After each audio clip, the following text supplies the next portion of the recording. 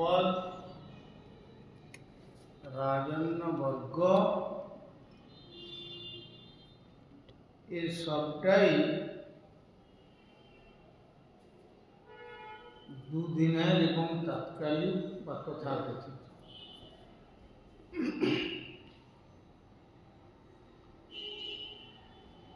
তখন তার অন্তরে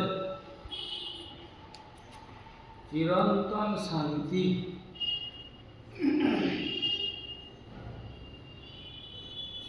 কি করে লাভ করা যায় এই চিন্তায় তিনি নিমগ্ন ছিলেন এবং শ্রী ভগবত ইচ্ছাক্রমে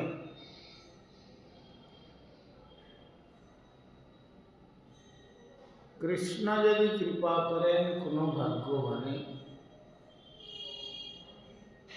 গুরু অন্তর্যামী রূপে শিখানো করেন। এইটি হচ্ছে শ্রীকৃষ্ণ সেবা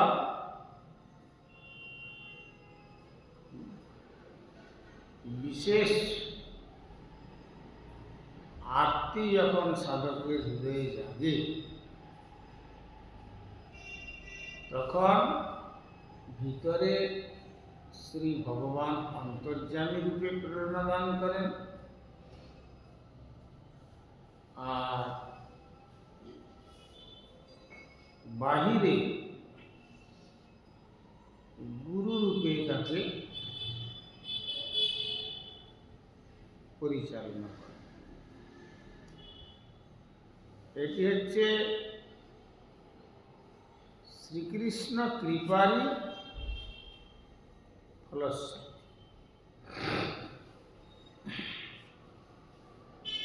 কেননা এমনিতে গুরু কৃপাও হবে না, কৃষ্ণ কৃপা না হলে, আবার গুরু কৃপা না হলে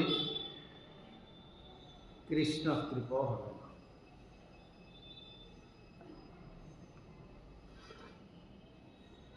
একের সঙ্গে অপরের অঙ্গাঙ্গিভাবে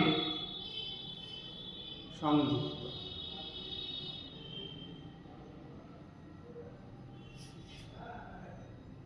বলছেন যস্য প্রসাদাৎ ভগবৎ প্রসাদ।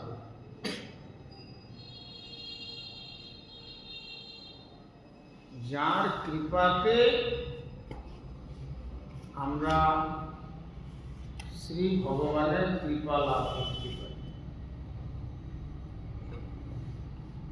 আর যস্য প্রসাদাৎ ন গতি কুতো, আর যার অপ্রসাদে অন্য কোনো গতি নেই।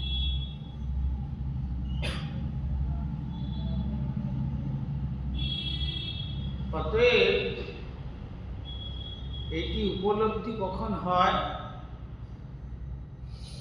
ওই তার আগে বলেছেন কৃষ্ণ যদি কৃপা করেন কোনো ভাগ্যবান।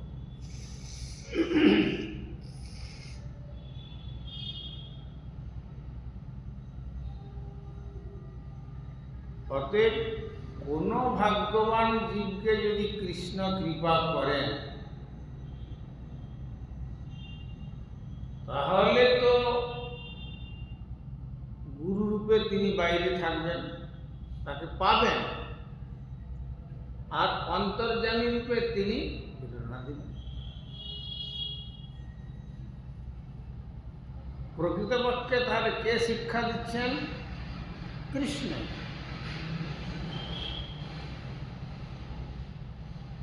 তো সেই শ্রীকৃষ্ণের কথাটা সব সময় সাধককে মনে রাখতে হবে। শ্রীকৃষ্ণের কথাটা বলবার মুখ হচ্ছে গুরু। কথাটা বলছেন কৃষ্ণ, কিন্তু শব্দটা বেরিয়ে যাচ্ছে গুরুদেবের মুখ।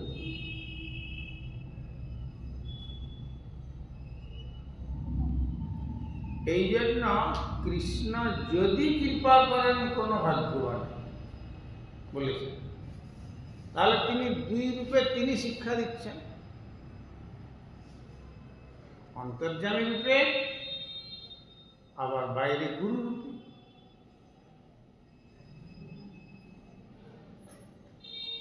আবার সেই গুরুর মহান গুরু কে হলেন? জীবেরে করুণা করি নন্দসুত হরি। জীবের প্রতি তার করুণা, ভুবনে প্রকাশ হন গুরুরূপে।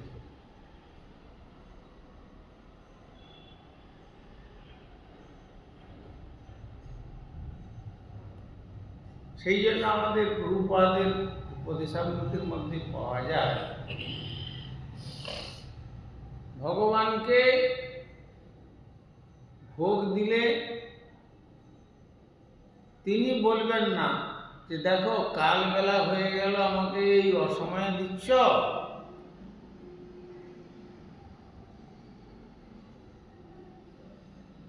কিন্তু সেই কৃষ্ণই তার মুখ দিয়ে বলাবেন। এটা হচ্ছে অর্চা বিগ্রহের বিশেষ ভূমিকা। হ্যাঁ, তখন গুরুদেব বলবেন। এইটি গুরুদেবতাত্মা ব্যক্তি ছাড়া অপরের পক্ষে বোধগম্য হওয়া বড় কঠিন।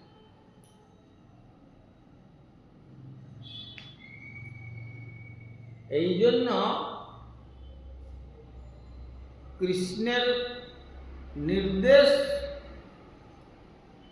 সেটা যন্ত্ররূপে গুরুদেবের রূপী বীণায় বাজছে।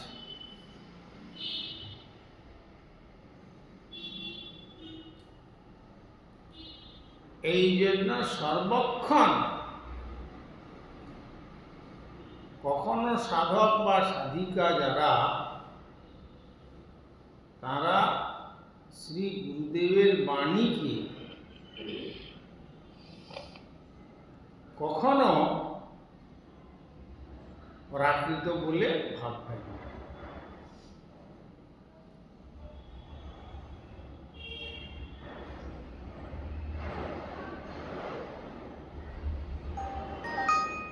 এবং সেখানে কৃপাটা আসবে গুরুদেবের তরফ।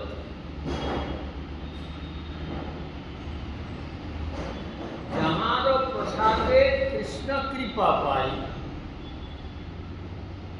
যার অপ্রসাদে অন্য গতি নেই।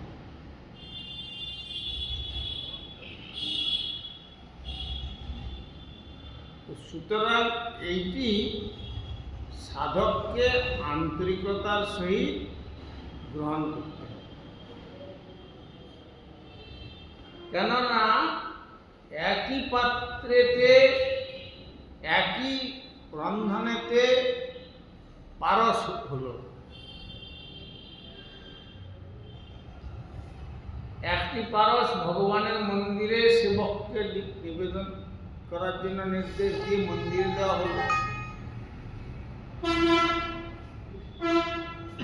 আর একটি শ্রী গুরুদেবের মন্দিরে দেওয়া হলো।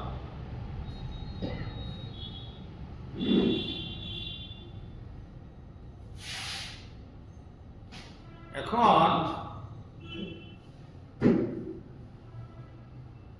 শ্রীল প্রভুপাদকে যখন জিজ্ঞাসা করেছিলেন তার কোনো এক প্রিয় ভক্ত, তখন প্রভুপাদ বললেন যে শ্রী ভগবানের মন্দিরে যে পারসটি দেওয়া হলো,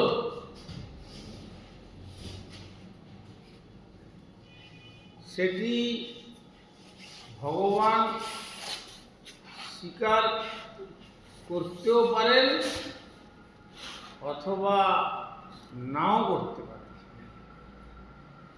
কেন?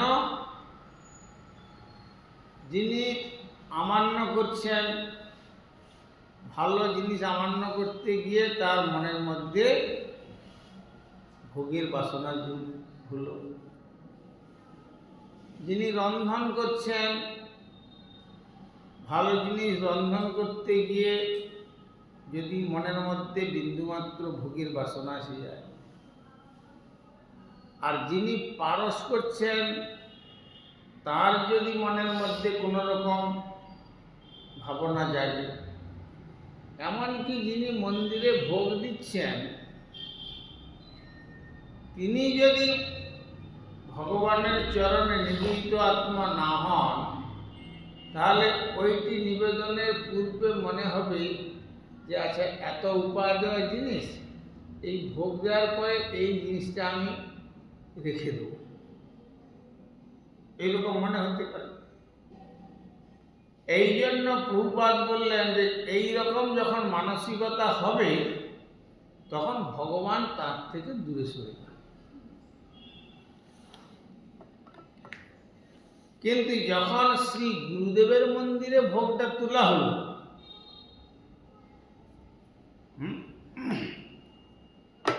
কেন গুরুদেব তো কৃপাময়, তিনি তখন ভক্তের যে এতগুলো দোষকে ক্ষমা সুন্দর দৃষ্টিতে ভগবানের চরণে প্রার্থনা করলেন। এ তো অজ্ঞ জীব, বুঝে উঠতে পারে নাই, তো তুমি এদের ক্ষমা করো। গুরু বৈষ্ণবের আবেদনে কৃষ্ণ দয়াময় হইলেন। আর তখন কি করলেন?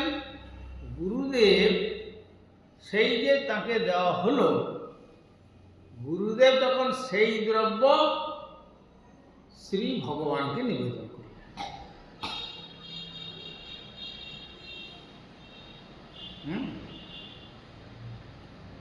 শ্রী ভগবানকে তখন গুরুদেব নিবেদন করলেন। তখন কি হলো? সেই জিনিসটা এতগুলো যে অশুভ দৃষ্টি ছিল, এই অশুভ দৃষ্টির থেকে গুরুদেব শিষ্যের জন্য প্রার্থনা জানাইয়ে ক্ষমা সুন্দর দৃষ্টিতে গোবিন্দকে প্রসন্ন করলেন। আর তখন কি করলেন? শ্রী গোবিন্দ তখন ভোজন করলেন। আর ভোজন করার পরে কি করলেন? সেটি তখন যে বেরিয়ে আসলো, সেইটি হলো তখন যথার্থ মহাপ্রসাদ। কৃষ্ণ ভোজন করলেন, তারপরে কৃষ্ণ ভক্ত শ্রেষ্ঠ গুরুদেব তিনি ভোজন করলেন। ভগবান আস্বাদন করলে প্রসাদ হলো, আর ভক্ত আস্বাদন করলে মহাপ্রসাদ হলো।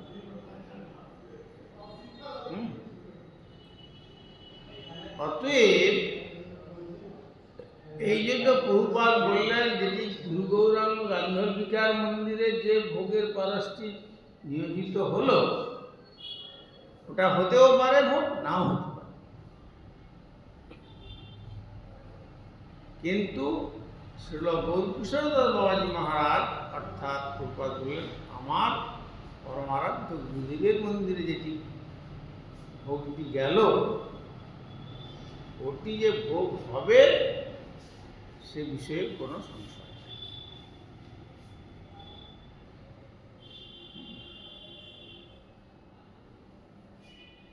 কিন্তু কিছু প্রাথমিক স্তরের ভক্ত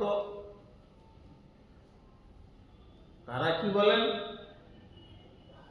তারা বলেন যে গুরুদেব আপনাকে ভোগ দিয়ে তারপরে প্রসাদটা দেব। কিন্তু তারা জানতে পারে না এটা হচ্ছে এক ধরনের ধৃষ্টতা হয়ে যায়। কেননা আমি ভোগ দেওয়ার কে? ভোগ তো দেবেন গুরুদেব। সেবক সব সময় খেয়াল রাখবেন যে আমি কিছু করছি না, আমি সেবার উপকরণগুলো সব জগিয়ে দিচ্ছি। আর শ্রী গুরুরূপা সখী বামে থেকে তিনি সখী মঞ্জরীগণের আনুগত্যে ললিতা দেবী পর্যন্ত পৌঁছেছেন। তারপরে ললিতা দেবী তিনি শ্রীযুগলের সেবায় নিয়োগ করছেন। বা সরাসরিও ভাবতে পারেন যে গুরুদেবী তাঁর ইষ্টদেবকে ভোগ নিবেদন করছেন।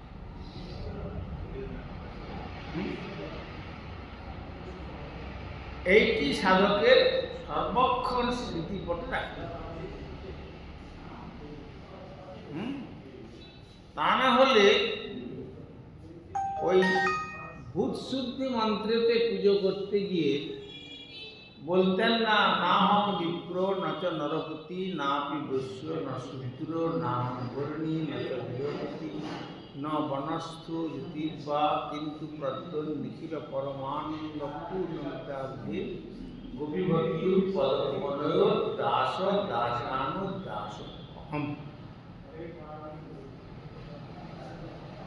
আমি ব্রাহ্মণ, ক্ষত্রিয়, বৈশ্য, শূদ্র, ব্রহ্মচারী, গৃহী, বানপ্রস্থী, সন্ন্যাসী, নারী, পুরুষ, ম্লেচ্ছ, অন্তজ কেউ নয়, গোপীভক্তি অর্থাৎ সর্বগোপীষু বল্লভা শ্রী রাধিকা প্রণাধিকা। সর্বগোপীগণের মধ্যে শ্রেষ্ঠা হচ্ছেন বৃষভানুনন্দিনী রাধা ঠাকুরানী। তাকে যিনি প্রতিপালন করেন বা ভর্তা পালক, স্বামী অর্থেও প্রয়োগ হয়। যেমন বলে একলা ঈশ্বর কৃষ্ণ আর সব প্রকৃতি। তার পদকমলের যারা দাসের দাসের দাসের দাসানুদাস, এইটা আমার পরিচয়, সেখানে ভেবে নিতে হবে পুজো করতে গিয়ে।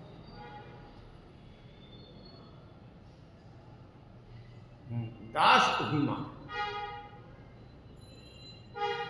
শ্রীরাধিকা দাসী যদি হয় অভিমান, শীঘ্র মিলয় তারে গোপলোকা।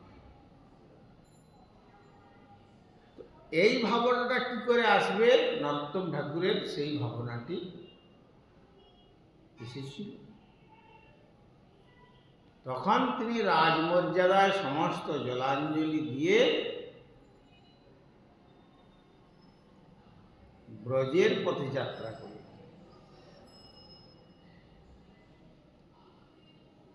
তো ব্রজের পথে গিয়ে তিনি অন্বেষণ করছেন কোথায় সেই রকম মহাত্মার চরণ তলে আশ্রয় পাওয়া যায়।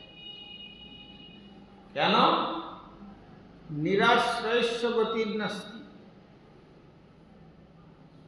যারা আশ্রয় গ্রহণ করিল না, তার কখনো সদ্গতি হয় না।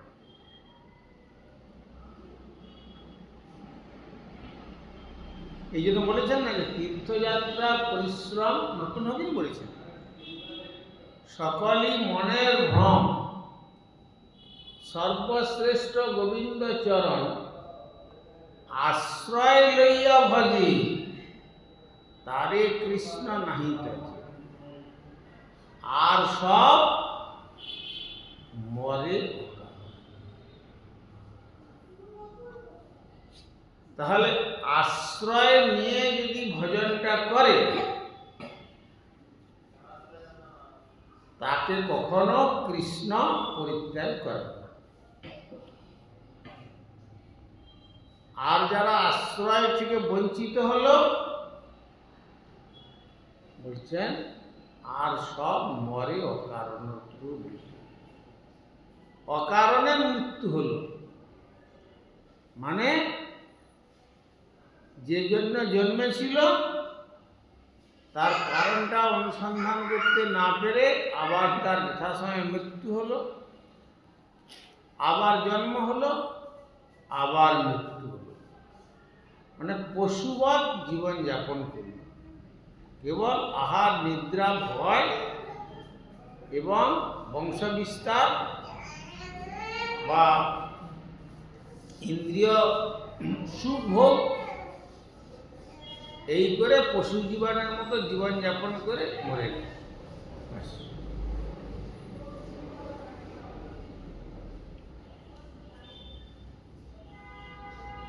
Eating, sleeping, mating and depending, tomorrow we will die. ব্যাস এইটা যারা মনে করল কদিন বাঁচবো, কালকে মরে যাব, যতক্ষণ পারি পেট ভরে আহার করে নি, যা মন চায়, আর সুখে নিদ্রিত হয়ে যায়, নিদ্রা সুখের জন্য যত রকম কমফোর্টেবল ব্যবস্থা, আর মৃত্যু ভয় থেকে কী করে বাঁচা যায় তার চেষ্টা, আর বংশ বিস্তার।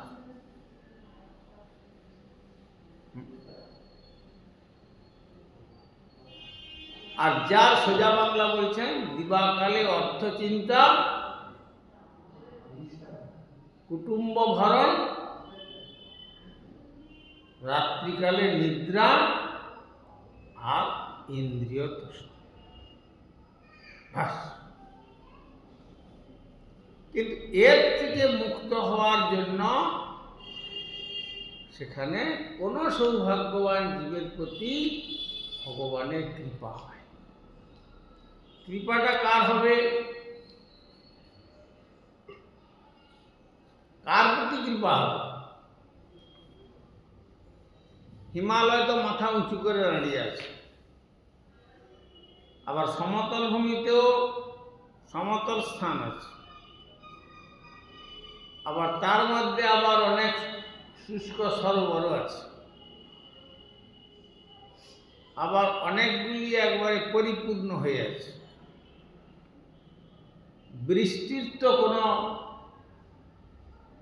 কৃপণতা নেই, বর্ষা তো সর্বত্র হচ্ছে। হিমালয় শৃঙ্গে এভারেস্ট থেকে আরম্ভ করে সমতল ভূমি, সরোবর, নদ নদী, খাল বিল সব জায়গায় হচ্ছে। কিন্তু হিমালয়ের ঘোরবার স্থান নাই বলে সেখান থেকে জলটা বর্ষা হয়েও গড়িয়ে আসছে। এটা হচ্ছে হিমালয়ের অযোগ্যতার কারণ। জল বৃষ্টি কিন্তু কোনো কৃপণতা করে না, তার নিজের অযোগ্যতার কারণ। আবার খাল বিলের মধ্যে গহ্বর আছে, তার পাত্র আছে বলে সেই জলটাকে ধরে নিচ্ছে, ধরে রাখতে পারছে। আর যে সরোবর বা খালেতে পলি পড়ে পড়ে জমে গিয়ে উপরে ঘাস হয়ে উঁচু হয়ে গেছে, আবর্জনা স্তূপ হয়ে গেছে, সেখানেও আবার জল পড়লেও সেখানে থাকছে না, সেখান থেকে গড়িয়ে চলে যাচ্ছে।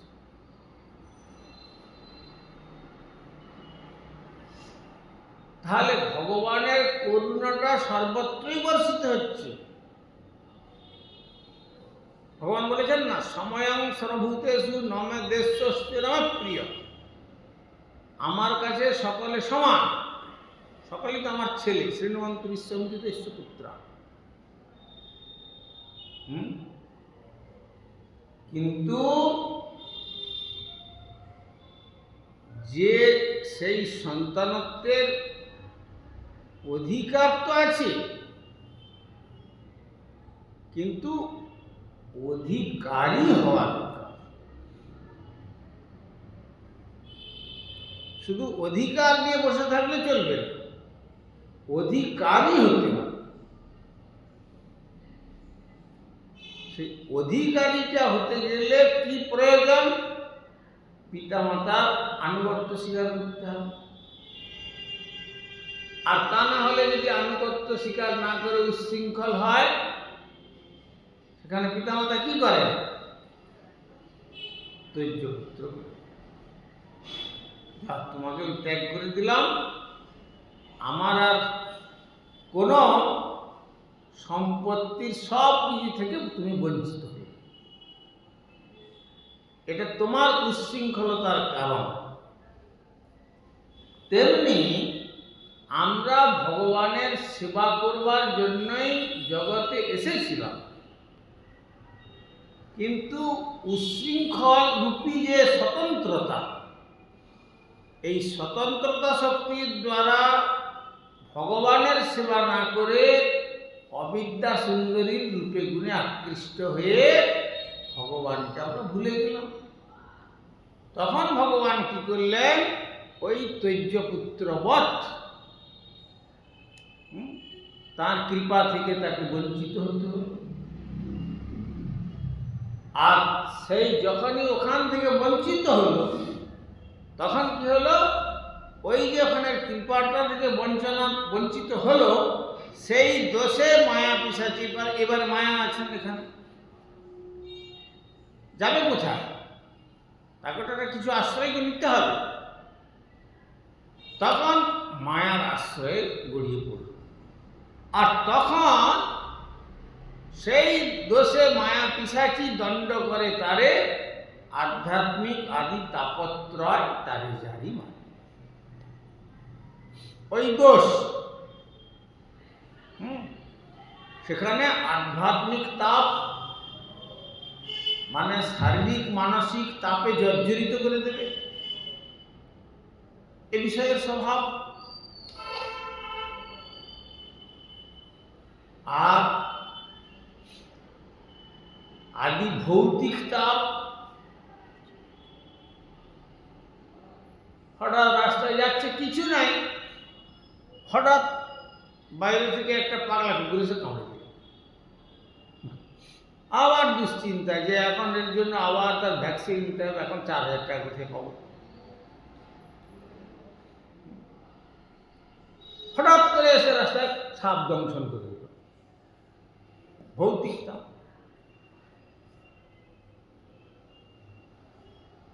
হঠাৎ করে এসে মাঝপথে বাঘেকে আক্রমণ করল,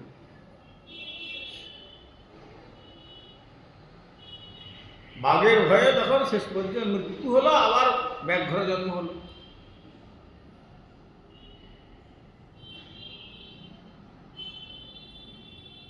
আর দৈবিক তাপ যেখানে এড়াতে পারবে না কেউ, কেন? এই মায়ার সংসার একবারে অতিবৃষ্টি হয়ে গেল দেবতাদের দ্বারা।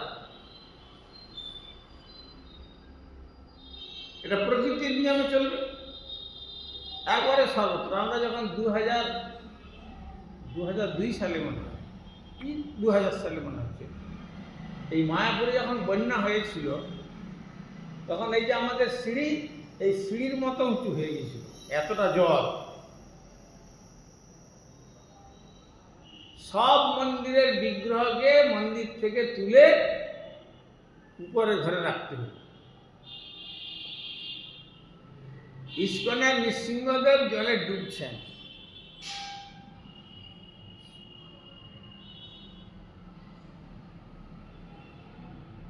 আর শ্রী রাধা মাধব এক কোমর জলে দাঁড়িয়ে আছে।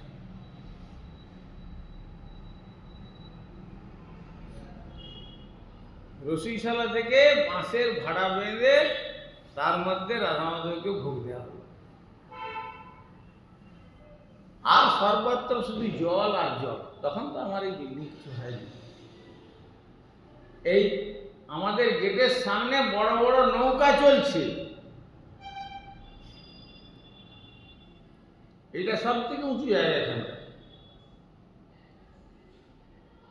বড় বড় নৌকা চলছে। আর সেই নবদ্বীপের সেই স্টেশনের কাছ থেকে নৌকা এসে ঠেকতো কোথায়? এই বামুনপুকুরে।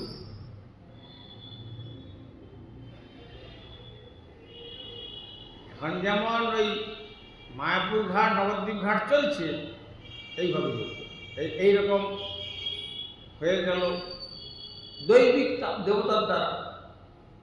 যেমন অতিবৃষ্টি, আবার অনাবৃষ্টি হয়ে গেল। কত গরু, মহিষ, মানুষ, বাচ্চা মরে ভেসে ভেসে চলে যাচ্ছে। তাপ, দৈবিক তাপ। অনাবৃষ্টি হয়ে গেল, যেমন এই রাজস্থানে হয়েছিল কবছর। সব শুকিয়ে একবারে সব শেষ হয়ে গেল। মানুষ জলের অভাবে মারা গেল। শস্য তো হলোই না, সব পুড়ে ছাই হয়ে গেল সূর্যের কিরণে, অনাবৃষ্টি। আবার কখনো দেখা গেল অগ্নিবৃষ্টি হলো। হঠাৎ রাস্তায় চলছে, বজ্রাঘাত হয়ে গেল, মরে গেল।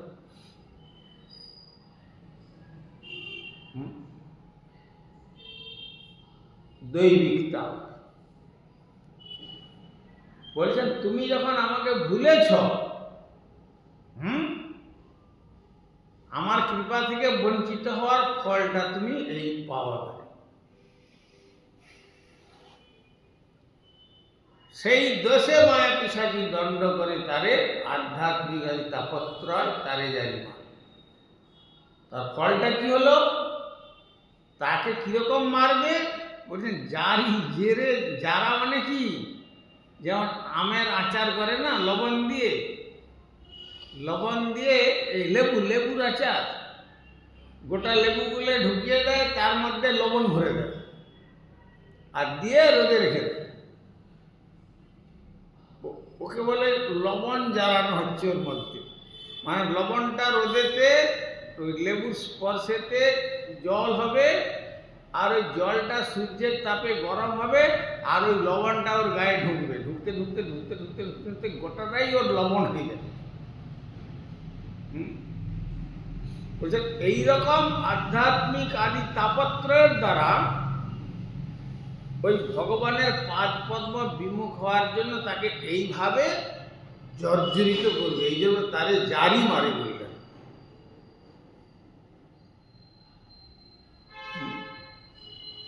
আর কি হবে?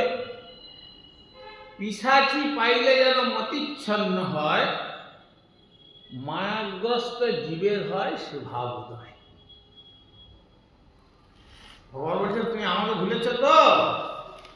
আমি স্বতন্ত্র শক্তি দিয়েছিলাম, তার অপব্যবহার করেছ। দেখো কিরকম হয়।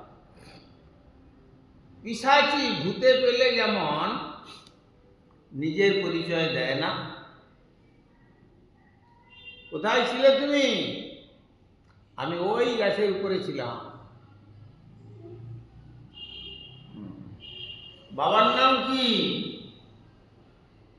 তার বাবা হয়তো কাছে বসে আছে। সে যে অশরীরী পেট তাকে ধরেছে, সে তার জীবনের যে বাবা ছিল সে তার কথা বলবে। তোমার নাম কি? তখন ওই নামটা সে বলবে না, তার বাবা মার দেওয়া সেই নাম বলবে। ওঝা এইসব জেনে শুনে তখন তাকে আবার ছাড়ানোর জন্য যথেষ্ট শাসন করবে। তো পিশাচি পাইলে এইরকম নিজেকে ভুলে গিয়ে অপরের পরিচয়টা সে প্রদান করে। তার মানে আমি যে কৃষ্ণ দাস, এইটা ভুলে গিয়ে আমি মায়ার দাস হয়ে গেলাম, এইটা আমার পরিচয় হলো। আর তার সম্বন্ধ সূত্রেতে বহু সুত জন্ম রহিল। বহু সন্তান সন্ততি জন্মগ্রহণ করল, আর তাদের মোহেতে আমার জীবনটা শেষ পর্যন্ত ওই মোহজালে আবিষ্ট হতে হতে হতে হতে আমার জীবনটা শেষ কিন্তু যে পাত্রেতে ওই কৃপারূপী বাড়ি ধারণ হলো, সে তখন আর এই জগতের অনিত্য বস্তুর প্রতি আর কোনো অনুরাগ থাকবে না। সেই জন্য পদকর্তা কি বললেন? অতএব মায়ামোহ ছাড়ি বুদ্ধিমান, নিত্যতত্ত্ব কৃষ্ণ ভক্তি করুন সন্ধান। তার আগে কি বললেন নরসিংহ ঠাকুর? দুর্লভ মানব জন্ম লোভিয়া সংসারে, কৃষ্ণ না ভজিনু দুঃখ বলিব কাহারে। দিন গেল মিছা কাজে মিছা নিদ্রা বসে, না জানি মরণ নিকটে আছে বসে।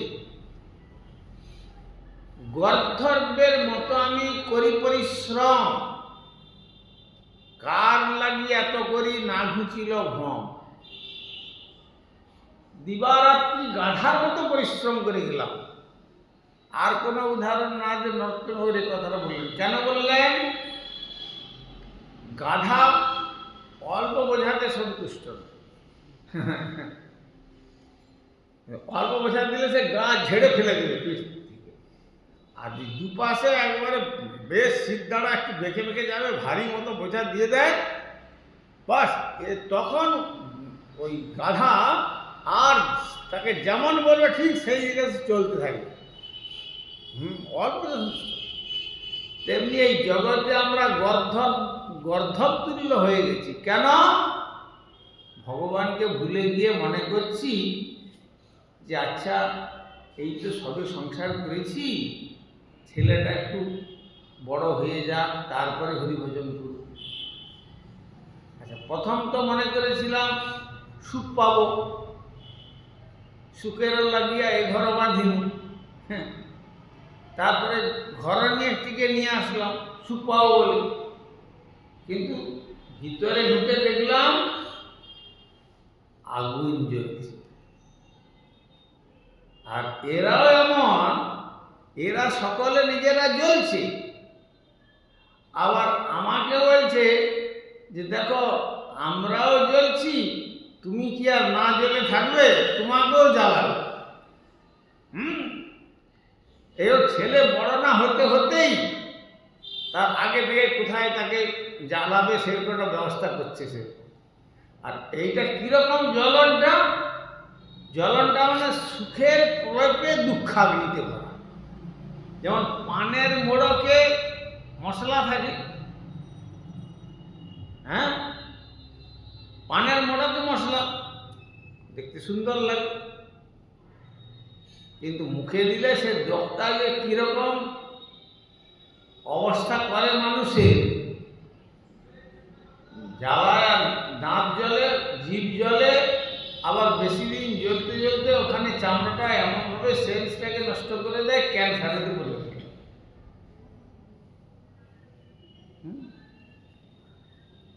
কিন্তু প্রথম মোড়কটা ভারী সুন্দর, এই জন্য সুখের মোড়ক ব্যবস্থা যখন করছে সুখে যাবে, বলে দেখো বিবাহ মহোৎসব, আবার হ্যাঁ নিমন্ত্রণ চিঠি কি, ওরে বাবা, এক একটা চিঠির পিছনে বলে জানেন আমার একটা ইনভাইটেশন কার্ড, সেখানে খরচা পড়েছে 800, 900, 1000, 1200 টাকা। এই যে হলো সোনার কি দিয়ে সব কার্ড করেছিল না, সমস্ত বড় বড় নেতাদের পর্যন্ত নিমন্ত্রণ করেছিল, আর কিছু বড় বড় সাধুও দিয়েছিল। কিন্তু সাধুদের বিবাহ অনুষ্ঠানে যাওয়া উচিত নয়, কিন্তু কলিকালে অর্থস্য পুরুষদাস, হ্যাঁ, সব অর্থের দাস। আর সেখানে মিনিমাম প্রণামী দেওয়া হয়েছে 1 লক্ষ টাকা করে, সব থেকে কম প্রণামী। আপনারা শুনেছেন? তাহলে যার শুরুতে এইরকম, স্বর্ণের কালি দিয়ে ছাপা হয়েছিল, আর সেই কার্ডের মধ্যে স্বর্ণের মুদ্রা পেস্টিং করা ছিল। স্বর্ণ মুদ্রা আগে ছিল না, রঘুনাথ দাসের আমলে 12 লক্ষ স্বর্ণ মুদ্রা যার বাৎসরিক রোজগার, সেই স্বর্ণ মুদ্রা ছিল হচ্ছে কার্ডে। এখন যেমন কার্ডেতে 1 টাকার কয়েন বা 2 টাকার কয়েনকে পেস্ট করে দেয় না, হিন্দুস্তানি মহলে এসব আছে সেই রকম। আর বাঙালিদের হলুদ, একটু চাল, আতপ চালকে চিপে দিয়ে খামটাকে ভরে পাঠিয়ে নিমন্ত্রণ। এই কাজ শুরু হলো। তারপরে কি যখন হবে অনুষ্ঠানটা, একবারে পালকিতে করে তাকে নিয়ে আসছে, কত আদর করে। আর যারা নিয়ে আসছে তাদেরও কি নাচ, নাচতে নাচতে নিয়ে আসা। এখন তো নাচে না, এখন তো গাড়িতে সাজায়। আগে নাচতো, নাচতে নাচতে গান করতো আর দোল খেত। হ্যাঁ, তুলসীদাস গাছের তলায় বসে বসে দেখছেন, বাহ, ছেলেটাকে কোথায় নিয়ে যাচ্ছে রে, সর্বনাশ। এরা কি আনন্দ, বরযাত্রী চলছে আনন্দে, সব সেজে গুজে, সব মায়েরা সব অলঙ্কার আদি সাজছে, ভালো দামি বেনারসি শাড়ি টাড়ি পরেছে, আর ছেলেরাও তেমনি সাজছে, আর আনন্দ করে নিয়ে যাচ্ছে মেয়ের বাড়িতে। আর তুলসীদাস তখন তিনি গালে হাত দিয়ে আর চিন্তা করতে করতে বলছেন, আরে বিহা বিহা সব কই কহে, মোর মন মে এই ভাই, চড় খটালি ধো ধো লংড়া, জেহেল করবে যায়।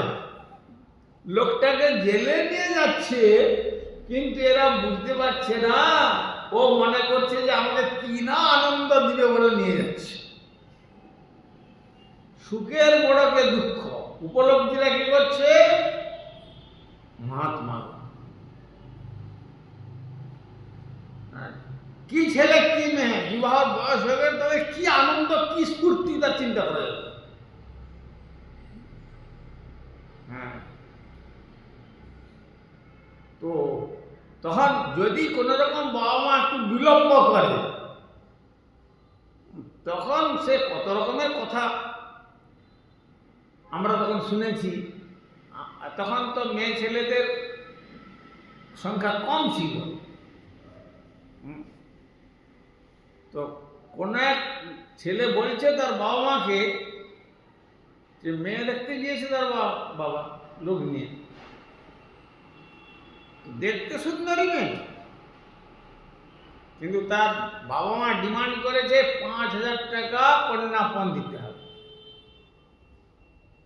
পছন্দ হয়েছে, কিন্তু এসে ঘরে বলছে এত টাকা দিতে পারবো না। তোমার ছেলে বলছে কি তোমাদের টাকায় কি বাজ পড়ে পুড়ে গেছে, হ্যাঁ, ওই টাকাটা দিতে পারছো না।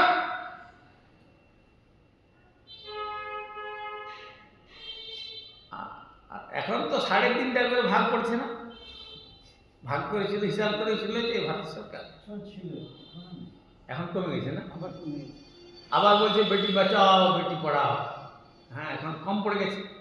তো সে কিন্তু পৌরাণিক প্রথা ছিল মেয়ের তরফ থেকে সম্প্রদান যখন করবে তখন পাত্রপক্ষকে দান করতে হবে। যেমন দেবকীর যখন পরিণয় হয়েছিল বসুদেবের সঙ্গে, তখন ভাগবতে বর্ণন দিয়েছেন কত হাজার দুগ্ধবতী গাভী, হ্যাঁ, আবার কত হাজার তার পরিচারিকা, আবার কত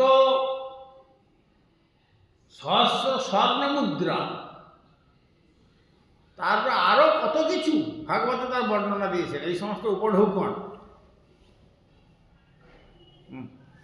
তো যাই হোক, তো এখন সেটা উল্টে ছিল একবার, এখন আবার উল্টে গেছে। হ্যাঁ, তো তো যাই হোক, এখন কথাটা হচ্ছে কি যে তুলসীদাস দেখে বলছে যে এরা মনে করছে যে কি আনন্দেরও নাচছে এরা, আর ছেলেটা কি মনে করছে পালকির মধ্যে বসে, বলে আমি যে কি বৈকুণ্ঠ জগৎ লাভ করতে যাচ্ছি এর আনন্দের শেষ নেই। তার হয়তো 1 মাস আগে থেকে যখন দিন ঠিক আছে ঘুমই বন্ধ হয়ে গেছে। বলে কবে সেই দিনটা আসবে? সুখের মোড়কে দুঃখ। আর এরাও সেরকম ঘর বাড়ি দরজা জানলা সমস্ত সাজিয়ে গুজিয়ে গেট ফেট লাইটিং করে কত রকম করে সাজাচ্ছে, কত সুন্দর। আর সে বাড়িতেও সেরকম সাজাচ্ছে। কন্যাটিও মনে করছে যে বাহ কি সুন্দর, ভালো জায়গা পাঠাচ্ছে।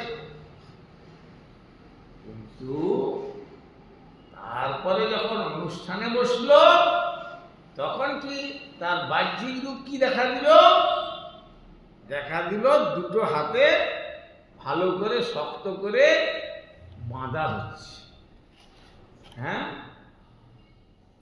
তো তার মানে কি হলো? শিক্ষা দিচ্ছে, দেখো এইবার এতদিন তুমি উন্মুক্ত ছিলে, মুক্ত বিহঙ্গের মতো, যেখানে খুশি যেতে পারতে। আজ থেকে তুমি তোমার বন্ধন দশাটা স্বীকার করবে। কিন্তু ওই বন্ধনটা দিয়েও শুধু নয়, শান্তি হলো না, আবার কাপড়ের সঙ্গে শাড়ির সঙ্গে কাপড়ের সঙ্গে ভালো করে একবার মেরে দিল একটা ভালো শক্ত করে গ্রন্থি। হ্যাঁ, এই যে গ্রন্থিটা দিলাম, এই গ্রন্থি আর তোমার শেষ নিঃশ্বাস পর্যন্ত খুলবে না। তুমি যেখানেই যাও, বাইরে হয়তো খুলতে পারো, কিন্তু এমন জিনিস দিয়ে গ্রন্থি দিলাম, এই গ্রন্থি তোমার মৃত্যুর শেষ নিঃশ্বাস পর্যন্ত সে তোমাকে চিন্তা করবে, তুমি তাকে চিন্তা করবে। অথবা এর ফল তুমি চিন্তা করবে মৃত্যু পর্যন্ত, বা তার ফল সেও চিন্তা করবে মৃত্যু পর্যন্ত। হয় স্বামী চিন্তা করতে করতে মরছে, কেউ স্ত্রী চিন্তা করতে করতে মরছে, কেউ পুত্রের চিন্তা করতে করতে মরছে, কেউ পুত্রের চিন্তা করতে করতে মরছে, কেউ প্রপুত্রের চিন্তা করতে করতে মরছে, কেউ স্বজনের, বা যাই হোক। এই হচ্ছে, তাই তুলসীদাস বলছেন মোর মন মে এই ভাই, আমার মনে এটাই হচ্ছে যে চড় খাটালিয়ে খাটিয়ার মধ্যে, হ্যাঁ, মাসের খাটিয়ায় যেমন শ্মশান ঘাটে নিয়ে যায়, আর ধো ধো লেকড়া, মানে হই হই করে লেকড়া কতগুলো কাঠ ফাট নিয়ে, ওটা পালকি নয় কাঠ, হ্যাঁ, নিয়ে একে কাঠের হীরার শক্ত হীরার মধ্যে ওকে জেলে ভর্তি করতে নিয়ে যাচ্ছে। কয়েদি আজ থেকে কয়েদি করে দিল।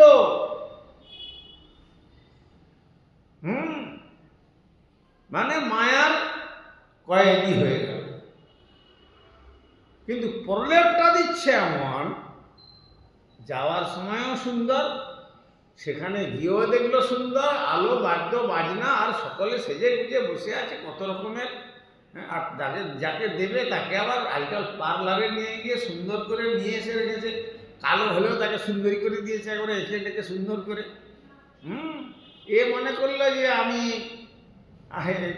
সাধারণত ঋষিকেশ মানে বলতে যে দিল্লি কা লাড্ডু जो खाया वो भी पछताया, और जो नहीं खाया वो भी पछताया। বলে এই যে দিল্লির লাড্ডু, আগে মানে কোনো রকম দিল্লির এরকম লাড্ডু ছিল, যে খেত বাবা দেখতে এত ভালো, কিন্তু এটা ভিতরে তো বড় খারাপ জিনিস। আর যে খেতে পেল না, এত সুন্দর সুন্দর জিনিস, এটা খেতে পেলাম না, তার আর দুঃখে শেষ। সুতরাং খেয়েও পশ্চাৎতাপ করছে, আর না খেয়েও পশ্চাৎতাপ করছে। এই হচ্ছে অবস্থা।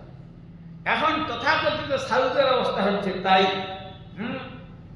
সাধন ভজন করতে এসে যখন দেখলো যে এইরকম জড়ি জড়ি সব ঘুরছে, বলে আরে তার তো মনে ভুল করে ফেললাম মনে হয়, সেখানে এসে এত জিনিস পাওয়া গেল না, তাহলে বরং কিছুদিন এই জিনিস চলে গেল। আবার অনেকে আবার থেকে থেকে দেখা যায় যখন এই জিনিসের আস্বাদন পেল না, কেন লোক ওই দিকে আসছে, বা তখন চলে গেল। চলে গিয়ে তারপরে যখন ওই দিল্লি লাড্ডু খাওয়ার মতো অবস্থা আর কি, তখন বলছে হায় হায় রে, যদি এর আগে একটুকু অনুভব হতো তাহলে কি আমি এইরকম যন্ত্রণায় আর পড়তাম? বেশ ভালোই তো ছিলাম, কিন্তু দুর্ভাগ্য আমার, এইরকম করে আমাকে করলো অবস্থাটা। এখন আর কি করবো, এ জেল থেকে বেরিয়ে যাওয়ার আর কোনো রাস্তা নেই। এরপরে বলছেন বার্ধক্যে এখন ভগতি বিনোদ কাঁদিয়া কাতরয়তি,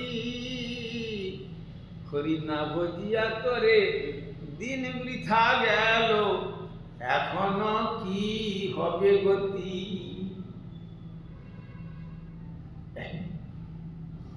এই জন্য এই জগৎ কাঁদানোর জগৎ। কাঁদাতে জানে, হাসাতে জানে না। এই জন্য কবিও বললেন, হে মানব, তুমি যবে এসেছিলে ভবে, কেঁদেছিলে তুমি, হেসেছিল সবে, এমন জনম তুমি করিবে সাধন, মরণে হাসিবে তুমি, কাঁদিবে ভুবন। তোমাকে কাঁদিয়ে আত্মীয়রা হেসেছিল তুমি যখন ভূমিষ্ঠ হও। তোমাকে, তুমি যদি না কাঁদো, তোমাকে কাঁদাবার জন্য কত রকম চেষ্টা করে। আর যেই মা বলে কেঁদে ওঠে, মা মানে সংস্কৃত শব্দে না, হায় হায়, এই তো নেগেটিভ রাজ্যে চলে আসলাম। শিখাতে হয় না কিন্তু মা শব্দ উচ্চারণ করে। আর সে তার দুঃখের সহিত কাঁদছে, এই ক্রন্দন দেখে এরা তখন থেকে হাসতে শুরু করল। তাহলে এই জগৎ কাঁদাতে জানে, হাসাতে জানে। আর এমন জনম তুমি করিবে সাধন, তুমি, তোমাকে কাঁদিয়ে এরা হেসেছিল তো, তুমি এমনভাবে তোমার জীবনটাকে সাধন করে, ভজন করে তৈরি হয়ে নাও, মরণে হাসিবে তুমি। মৃত্যুর পরে তুমি হাসতে হাসতে ভগবত ধাম যাত্রা করবে, আর তোমার জন্য কাঁদিবে ভুবন, জগতের মানুষ চোখের জল। হায়, সে তো ভবপারে চলে গেল, কিন্তু আনতে যেতে পারলাম না। এই জন্য মহাপুরুষগণ, মহাভাগবতগণ প্রতঃস্মরণীয় হয়ে থাকেন। কেন? তাদের আবির্ভাব, তিরোভাব লীলাকে আমরা মহোৎসব বলে স্মৃতিচারণ করি। কেন? এই জন্য যে তারা চলে গেলেন সেই আনন্দমুখর মহোৎসবের পরিবেশ, গোলক বৃন্দাবন ধাম। আমরা তো যেতে পারলাম না, অন্তত তার স্মৃতিচারণ মহোৎসবে একটু অংশগ্রহণ করতে পারলে যদি ওই তরফ থেকে কৃপাটা আসে। সেই রকম কৃপাভাজন ব্যক্তির মনে হয় কোন ভাগ্যবান জীব গুরু কৃষ্ণ প্রসাদে পায় ভক্তিলতা বীজ, এইটা তখন তার মনে আসে। তাই নরোত্তম ঠাকুরের সেইটি মনে হয়েছিল। কৃপা সিন্ধু ভৈবচ প্রতিদানং পাবনং প্রবশ্যং পুনঃ। সত্যবন্ধু আকারে নিতে দিয়ে দিয়েছেন, সময় অনেক হয়ে গেছে। হরি হরে নম কৃষ্ণ যাদবায় নম, হরি হরে নম কৃষ্ণ যাদবায় নম, যাদবায় মাধবায় কেশবায় নম, যাদবায় মাধবায় কেশবায় নম, বালগোবিন্দরাম শ্রীমধুসূদন, বালগোবিন্দরাম শ্রীমধুসূদন, হরি গোপীনাথ মদন হরি গোপীনাথ মদন।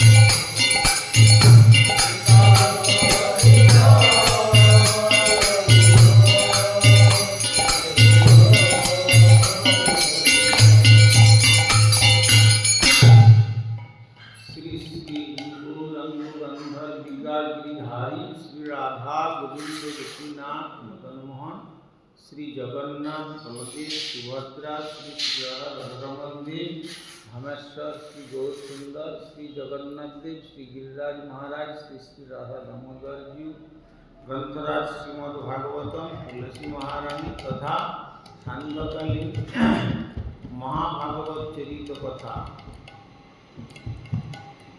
अनुकीर्तन महामहोत्सव श्रीचारण महामहोत्सव परमाराध्य श्री गुरुपाद प्रथम विष्णुपाद श्री श्रीमान भक्ति कुमुद संत गोस्वामी ठाकुर की जय। जगतगुरु श्रील प्रभुपाद भक्ति सिद्धांत सरस्वती गोस्वामी ठाकुर की जय। सपार सत सचिनंदन श्री गौर सुंदर सपार सत श्रील प्रभुपाद पान गुरुवर्ग ग्रंथराज श्रीमद् भागवतम श्रोता भक्त वृंद श्री श्री निताय